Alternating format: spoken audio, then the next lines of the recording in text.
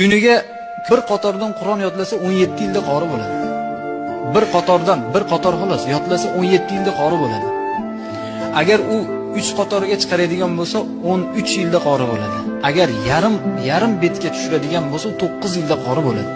Bir betga tushiradigan bo'lsa 2 yilda qori bo'ladi. Agar 2 bet yodlasa necha oyda qori bo'ladi? 10 oyda qori bo'ladi. O'zimizdan u Qur'onni yodlab olish ham o'zimizdan.